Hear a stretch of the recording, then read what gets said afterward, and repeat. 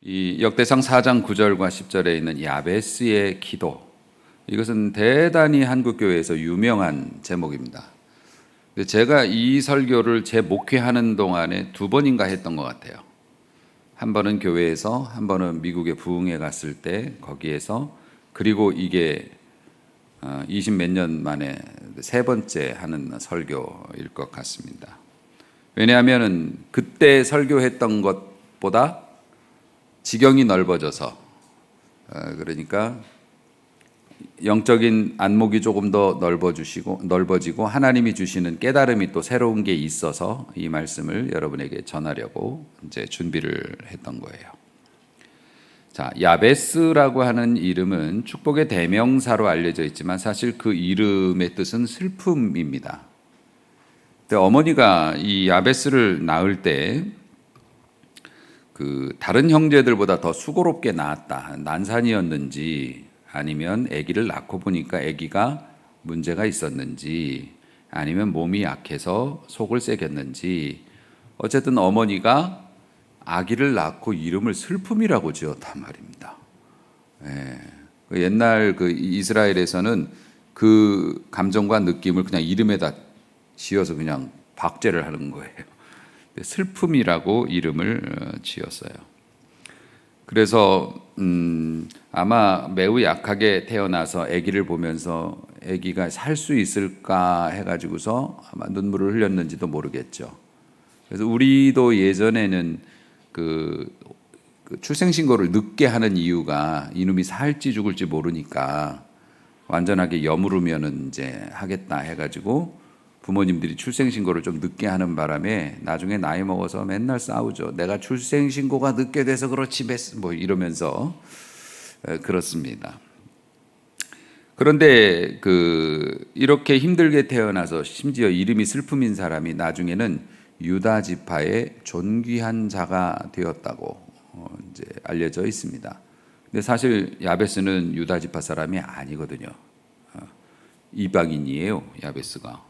여러분 모르셨겠지만 겐 족속이라고 뭐 신학자들은 얘기하는데 그래봐야 우리는 모를 거고, 어쨌든 겐 족속이 뭐냐면 아브라함이 후처를 얻었어요. 아브라함이 후처를 얻어가지고, 그러니까 아브라함이 100세에 자식을 뭐 낳고 이렇게 했습니다만은 사실 뭐 하갈도 있었고 후처가 있었지 않습니까? 그두라라고 하는 여인, 미디안 족속이거든요. 그 여인과 결혼을 해서 낳은 자식. 그런데 이 겐 족속 출신이란 말입니다, 이 야베스가. 그런데 이 겐 족속이 이 유다, 그러니까 이스라엘 민족은 아니었지만은 하나님의 은혜 앞에 신앙심이 있는 사람들이에요. 그래서 이 겐 족속이 미디안 백성임에도 불구하고 유다 지파에 되게 우호적이었고 하여튼 그랬습니다. 그래서 나중에 이 겐 족속이 유다 지파로 흡수가 돼요. 흡수가 돼서 미디안 족속인데도 불구하고 유다 지파에 이름을 올립니다. 이게 지금 오늘 읽은 역대상 이 4장이 유다 지파의 계보, 족보를 이렇게 읊다가 갑자기 야베스가 두 절만 딱 나오는 거거든요. 그래서 이 야베스가 유다 지파 사람이라고 성경이 이제 얘기를 하고 있는데, 사실은 하나님의 은혜를 사모한 이방인들이었죠. 그런데 하나님이 은혜로 유다 지파에 이제 속하도록 그렇게 해주셨어요. 그러면서 야베스 이야기가 딱 두 절만 나오고, 사실 야베스 이야기는 그 전에도 후에도 이제 없어요.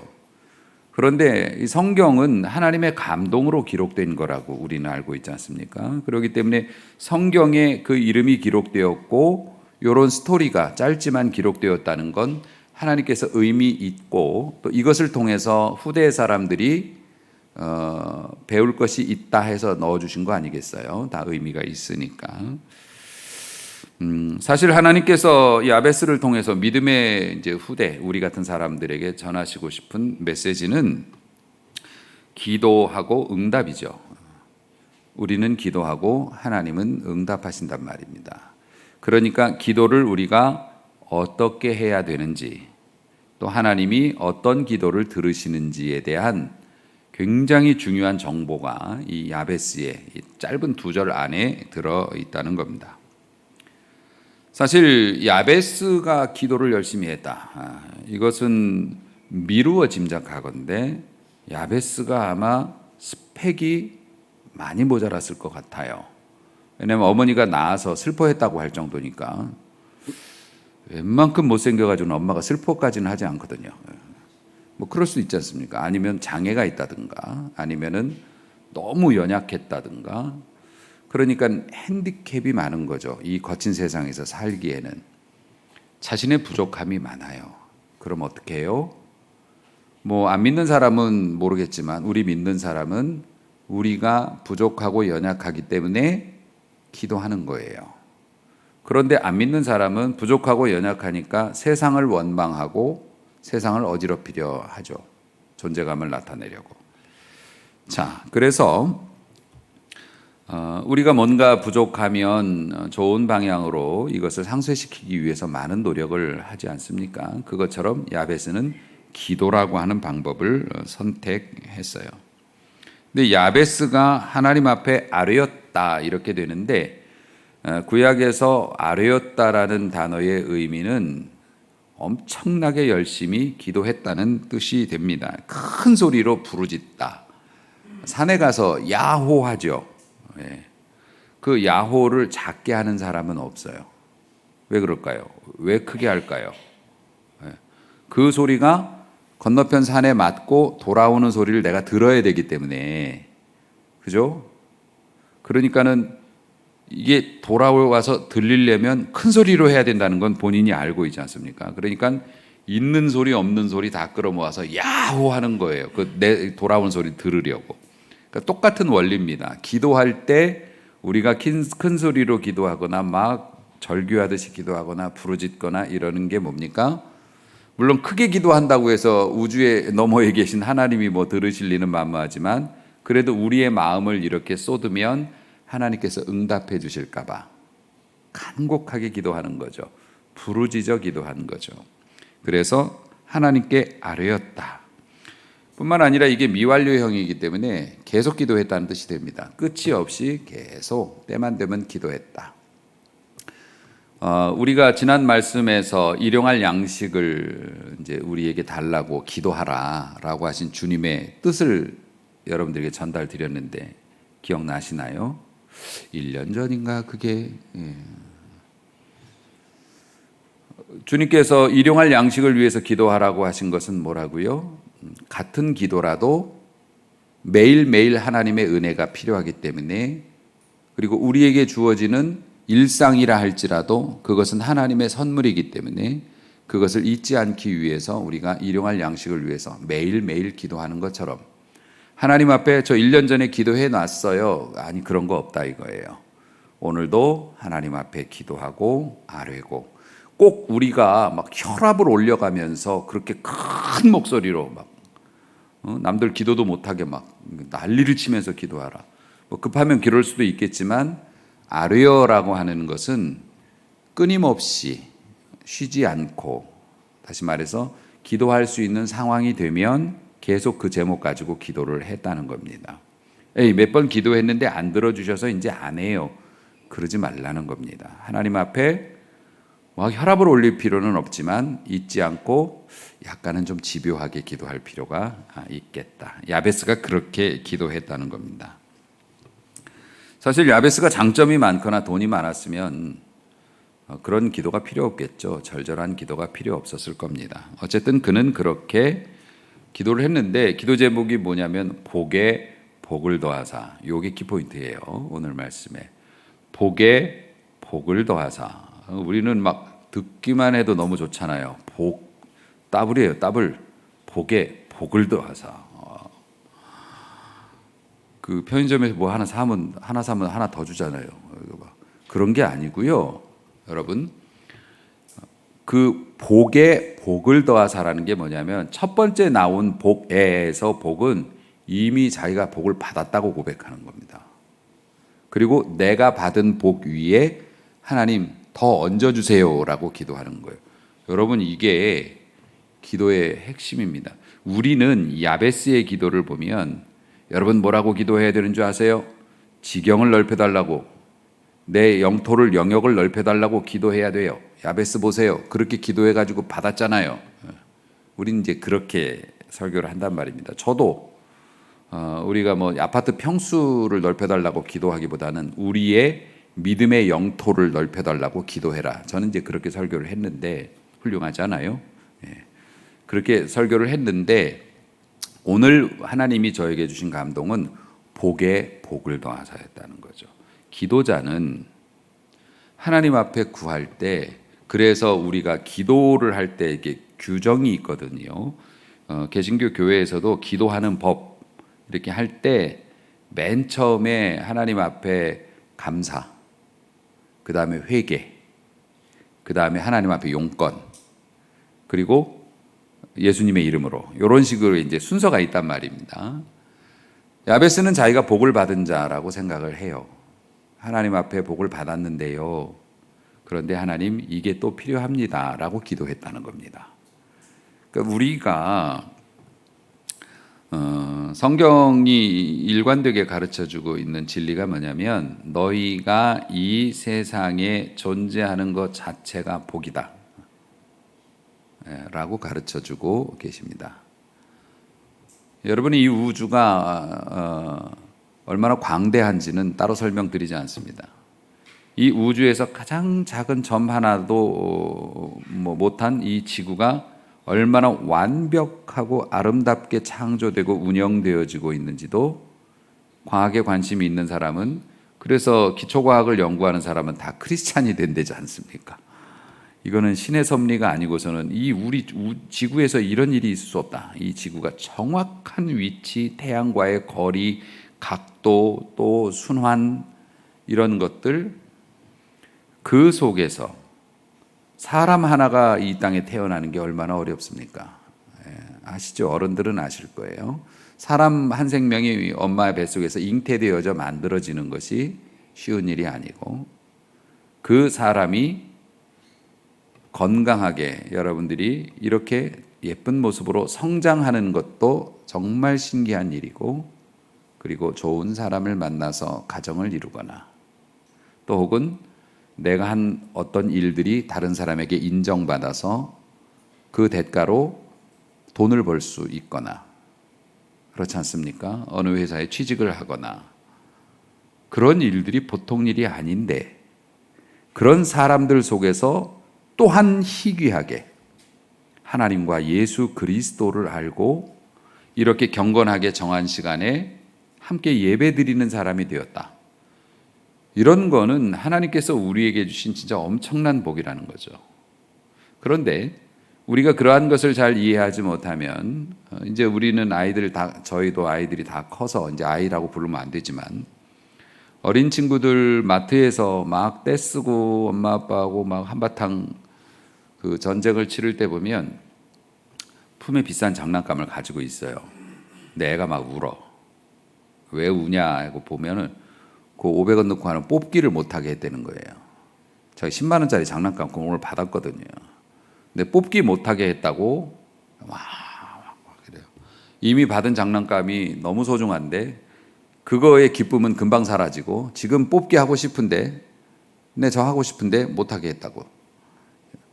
그러니까 우리 사람들이 가끔 그렇다는 말입니다. 하나님께서 주신 은혜가 만극한데도 지금 당장 우리가 필요한 것이나 또 원하는 것이 이루어지지 않았을 때 나는 지질이 복도 없다, 이렇게 얘기한단 말이에요. 그렇게 되면 어떻게 되냐면 여러분의 그릇에 구멍이 뚫리는 겁니다.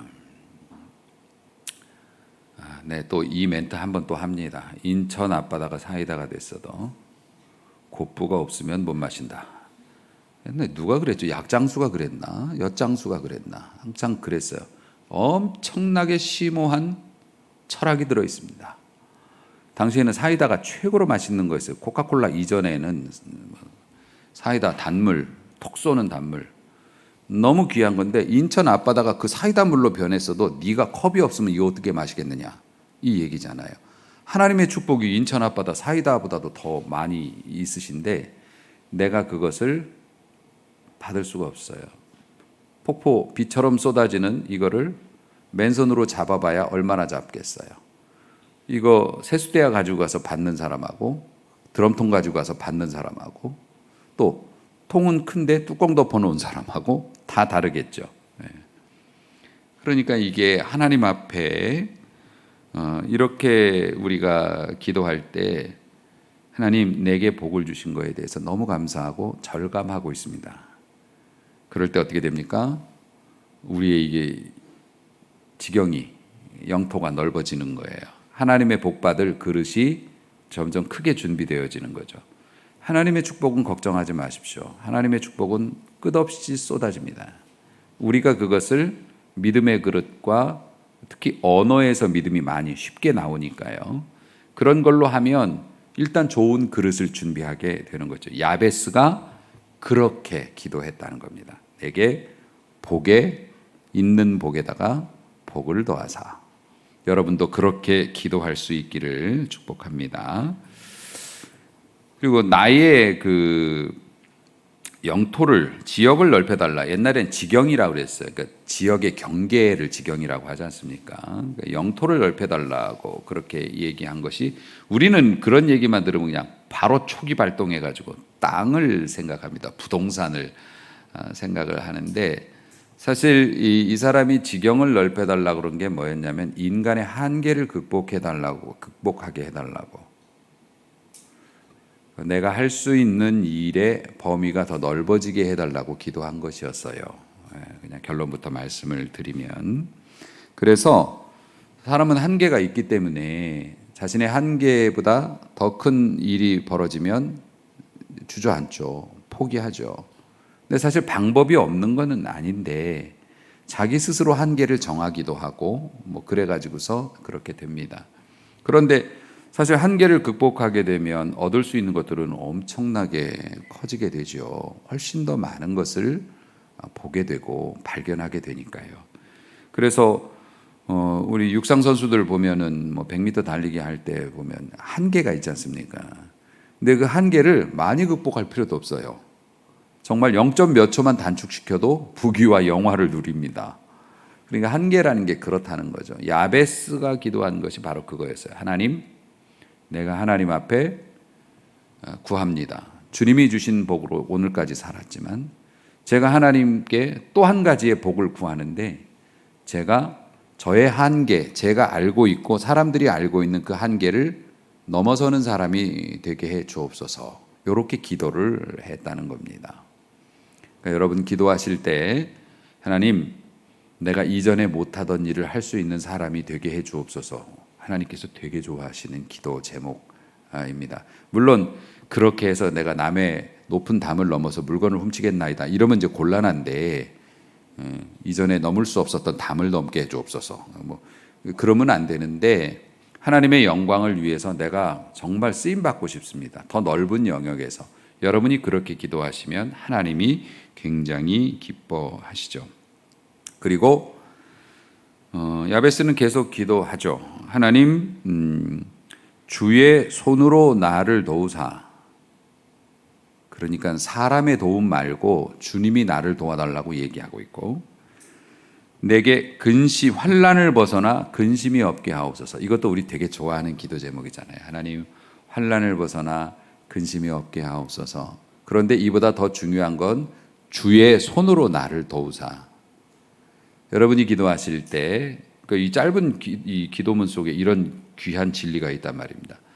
하나님이 저를 도와주시기를 원합니다. 물론 하나님께서 사람을 통해서 도와주시고 환경을 통해서 도와주시기는 하는데 하나님의 방법으로 이 일을 진행하는 게 하나님의 손으로 도우시는 것을 체험하는 거예요.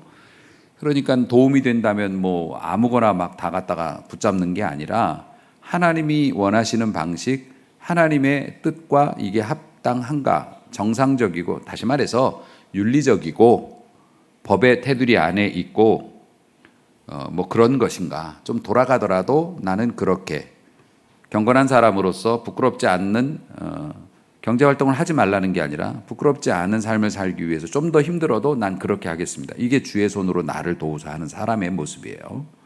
도움만 된다면 아무거나 막 잡는 게 아니고. 그래서 주의 손으로 나를 도우사라는 뜻의 의미는 사실 사람의 도움으로 사람이 이렇게 좋은 자리에 가게 되면 매이게 됩니다. 아마 지금 여러분 직장 같은 경우에도 하청받아서 일하시는 직장들이 있을 수 있어요. 대기업이나 이런 데서 그 작은 회사로 이제 하청을 내리지 않습니까? 그러면은 그 회사의 첫 번째 중요한 거는 뭐냐면 그 기업이 원하는 걸 우리가 잘 해내서 앞으로도 계속 그 기업과 일을 주는 쪽이니까요. 그렇게 되면 어떻게 됩니까? 저도 그런 회사에서 일을 해본 적이 있었는데, 그쪽의 담당자가 뭐 높은 사람도 아닙니다. 뭐 대리 정도, 또 아니 대리도 높으시죠. 과장님 정도 되는, 과장님도 안 됐을 거예요 그 당시에. 그 사람이 딱 담당자가 회사에 나타나면 전 회사가 전전긍긍합니다. 그리고 보통이 아닙니다. 그냥 더 이상 생략하겠습니다. 여러분 사회에서 많이 본 거니까. 그 대기업의 담당자가 딱 그 하청 회사에 내려오면 그냥 그 뜻을 맞추기 위해서, 그리고 그렇습니다. 사람의 도움을 받고 사람의 도움을 받으면 그 사람한테 매이고 그 사람이 내 생사 여탈을 가지고 있다고 생각하니까, 그럼 여러분 열심히 일해서 어떤 결과를 내더라도 사실 좀 비참한 기분도 들죠. 내가 이렇게까지 이걸 맞춰갖고 이번 달 또 이걸 했는데, 이런 생각 들 수 있잖아요. 물론 이제 그런 걸 거절하라는 것은 아니지만, 주의 손으로 나를 도우사, 아브라함이 소돔과 고모라 그 사건이 있기 전에 조카 롯 헷갈려. 롯이죠. 예. 조카 롯이 그 지역에 얽힌 동네 그 전쟁에 휘말려 가지고 조카와 가족들이 싹 잡혀간 적이 있습니다. 그래서 아브라함이 자기 개인 사병을 데리고 가가지고서 한바탕 전쟁을 벌여가지고 이걸 도로 찾아왔어요. 그랬더니 소돔의 왕이 아브라함한테 살해를 하겠다고 합니다. 너희들이 우리가 이렇게 다 털렸는데, 강도 맞아가지고 털렸는데 쫓아가서 아무리 너희들이 조카를 구하겠다고 갔지만 그 사람들을 막 다 이렇게 때려 부셨으니까요. 너무 고맙다고 우리가 너한테 살해를 하겠다 그랬더니 아브라함이 진짜 털끝 하나도 받지 않겠다고 사양을 하는 게 나와요. 왜 그랬을까요? 그거 받으면 소돔 왕한테 매이는 거잖아요. 살해를 받았기 때문에. 하나님께서 내게 힘 주셔서 이길 수 없는 전쟁 이겼는데 당신의 예물을 받고 싶지는 않습니다 하면서 딱 거절을 하고, 왜냐하면 믿음 생활하는데 장애가 될 수 있지 않습니까? 아브라함이 그랬다는 거죠. 자, 야베스라고 하는 사람이 나중에 보니까 출생은 힘들었는데 하나님께서 이제 복을 주셨어요. 그래서 하나님이 그가 구하는 것을 허락하셨더라. 이렇게 돼서 이 사람이 자신이 받은 복 위에 하나님이 복을 더해 주셔서 환난을 벗어나고 근심이 없는 삶을 살아간대요. 그러면 행복한 사람이지 않습니까? 어려운 일 없고 걱정거리 없고, 우리가 모두 꿈꾸는 그런 삶을 사는데, 그러면 저 같으면 그런 삶에 걸맞는 이름으로 계명할 것 같아요. 그런데 야베스는 계명을 안 하지 않습니까? 그냥 그렇게 살았대요. 이렇게 하나님이 복을 주셔서 축복이라는 이름으로 바꾸었다, 이렇게 안 나오고 그냥 그 이름을 씁니다. 그런데 그 사람을 성경은 존귀한 자라고 이야기합니다. 그러니까 이 사람이 슬픔의 사람인데 사람들은 그를 존귀한 자라고 불렀대요.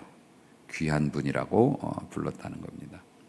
아마 야베스는 그 슬픔이 복이 되었다고 믿었기 때문에 그 이름을 바꾸지 않은 것 같아요. 자, 이것은 무엇으로 우리가 또 해석할 수 있을까요? 크리스찬이 열심히 기도했어요. 하나님 앞에 열심히 신앙생활을 했고, 내가 사회에 나가서 하는 일이 있으니까 그 일을 위해서 열심히 구했습니다. 그랬더니 하나님께서 복을 막 주셨어요. 그래서 우린 복이라고 생각해 봐야 이게 돈 많이 버는 거지 않습니까? 그래서 차도 바꾸고 집도 바꾸고 부동산도 사고 이제 내가 회사 출근 안 해도 돈이 막 자동 사냥이야. 돈을 막 벌어다 줘. 이런 위치까지 우리 모두 꿈꾸는 그런 위치까지 왔어요. 그랬더니 이분이 교회를 안 나오네. 그래서 이번 주에 어디 가셨어요? 해외에 뭐 좀 일정이 있어서 이러시면서 해외로 여행 다니시고 그전에는 어려울 때도 꼬박꼬박 감사 예물 바치면서 이렇게 하더니 한 번씩 조금 헌금을 하시긴 하지만 그런 분이 우리 교회에 없기 때문에 내가 이런 얘기를 하는 거예요. 그런데 점점 비판적인 사람으로, 날카로운 사람으로 되어가고 이렇게 변해갔다. 근데 그 사람은 슬픔이라는 이름을 바꾼 거예요. 어렵고 힘들 때 하나님 앞에 혼자 텅 빈 성전에 와서 눈물 훔쳐가면서 하나님 앞에 기도하던 그 심정을 잃어버리고 이제 다 가진 자가 되어서 남을 내려다보고 판단하는 사람이 된 거죠.